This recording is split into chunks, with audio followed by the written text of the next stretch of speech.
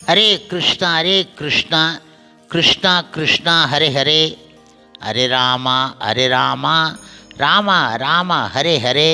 குட்டி கதைகள் 496.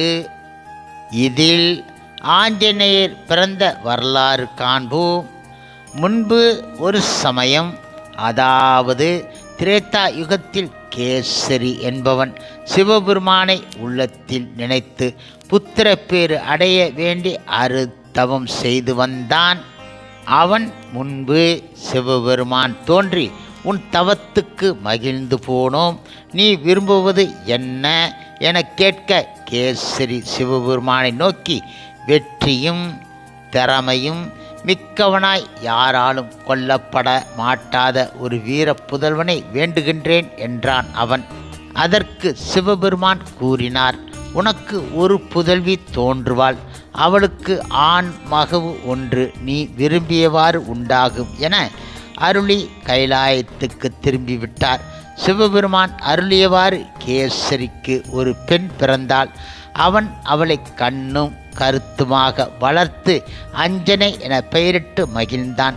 அப்போது ஒரு வானர தலைவன் கேசரியை அணுகி தனக்கு அந்த கன்னியை திருமணம் செய்து கொடுக்க வேண்டினான். கேசரியும் மனம் உவந்து அவளை அவனுக்கு திருமணம் செய்து வைத்தான். பிறகு அஞ்சனையும் அவளுடைய கணவனும் பூங்காவிலும் குன்றுகளிலும் தடாகங்களிலும் மலர்ச்சியுடன் விளையாடி கொண்டு இருந்தார்கள் என நாரதர் பிருகு முனிவருக்கு கூறினார் என்று சூத புராணிகள் நைமிசாரண்ய முனிவர்களுக்கு எடுத்து உரைத்தார். இப்பொழுது பிருகு முனிவருக்கு நாரத முனிவர் கூறியதாவது, அஞ்சனை தன் கணவன் உடன் பலகாலம் கூடியிருந்தும் புத்திர பாக்கியம் இல்லாமல் துயரம் அடைந்தாள். தர்மதேவதை அவளுடைய துயரத்தை ஒழிக்க கருதி குரத்தி வேடம் பூண்டு கையில் கோலும் இடையில் ஒரு குழந்தையும் கொண்டு அஞ்சனையின் முன்பு தோன்றி, அஞ்சனையே, மகப்பேறு இல்லாமல் நீ கவலைப்படுகின்றாய். ஆனால் உனக்கு அளவில்லாத வலிமை உடைய ஆண்மகன் ஒருவன் பிறப்பான். நீ திருவேங்கட மலையை அடைந்து அங்கு தவம் புரிக என்றாள் குரமகள்.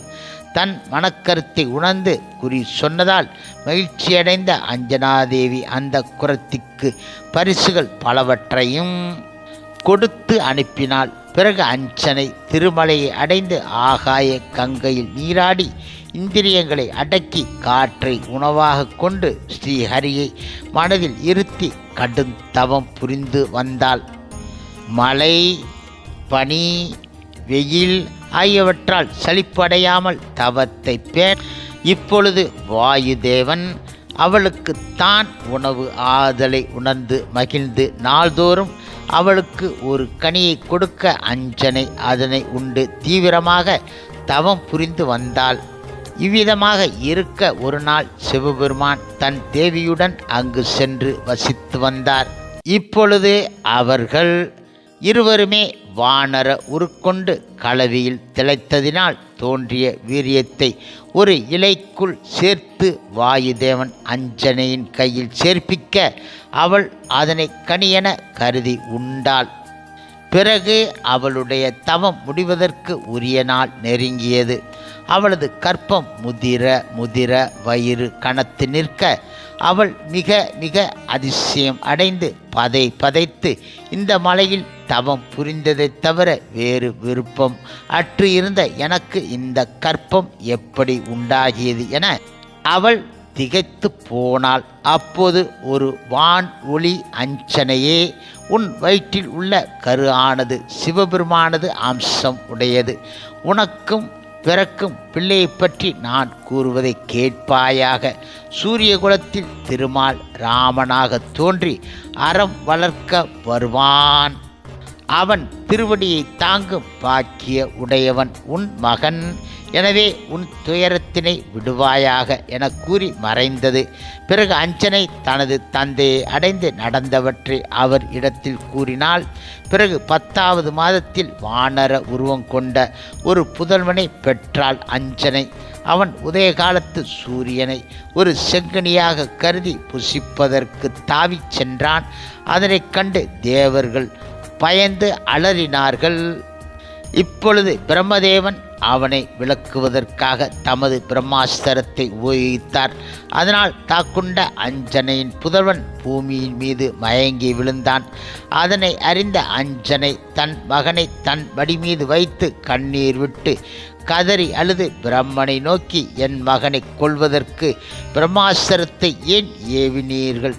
உங்களுக்கு இவனைப் போன்ற ஒரு மகன் இருந்தால் அந்த சிறு பிள்ளை மீது பெருமைக்குரிய ஒருவன் இதுபோன்ற சக்தி வாய்ந்த ஆயுதத்தை பிரயோகித்தால் நீங்கள் மௌனமாக இருப்பீர்கள் என அழுதாள். அப்போது தேவர்கள் அனைவரும் தம் தம் காரியமாக சிவபெருமான் வீரியமே மகவாக அவதரித்த உண்மை அறிந்து அஞ்சனையை நோக்கி கூறினார்கள். முழுமுதற் கடவுள் மற்றும் பரம புருஷ பகவான் ஸ்ரீ கிருஷ்ணரின் தூய பக்தரான உனது பிள்ளை ஆஞ்சநேயன் சகல வித்தைகளிலும் வல்லவனாக திகழ்வான். விண்ணவர், மனிதர்கள், விலங்குகள், பறவைகள், படைக்கலங்கள் ஆகியவற்றினால் அவன் மரணம் அடைய மாட்டான். திருமாலின் பக்தனாக திகழ்ந்து பெருமையும் புகழும் பெற்று திகழ்வான். ஆகையால் நீ துயரம் அடைய வேண்டாம் என்றார் அவர். உன் மகன் ஆஞ்சநேயனுக்கு குறைவற்ற தோல் வலிமை ஏற்படுவதற்கு நான் வரம் தருகிறேன் என்று பிரம்மனுக்காக சிவபெருமானும் அவளுக்கு ஆறுதல் கூறினார். பிறகு பிரம்மன் அஞ்சனையை நோக்கி, நீ சேஷா தலத்தில் பலகாலம் தவமிருந்து உலகத்துக்கு உபகாரணம் ஆதொரு பிள்ளையை பெற்றாய். ஆகையால் உன் பெயரையும் இந்த மலை பெற்று திகழும் என அருள் செய்து தன் உலகம் சென்று விட்டார். அஞ்சனையும் தன் மகனை தன்னுடன் அழைத்து கொண்டு தன் உலகம் அடைந்தாள் என நாரதர் பிருகு முனிவருக்கு கூறினார் என சூத முனிவர் நைமிசாரண்ய முனிவர்களுக்கு கூறினார். ஹரே கிருஷ்ணா ஹரே கிருஷ்ணா கிருஷ்ணா கிருஷ்ணா ஹரே ஹரே, ஹரே ராமா ராம ராம ஹரே ஹரே. சில பிரபுபாதரின் சேவையில் இஸ்கான் பக்தர்கள்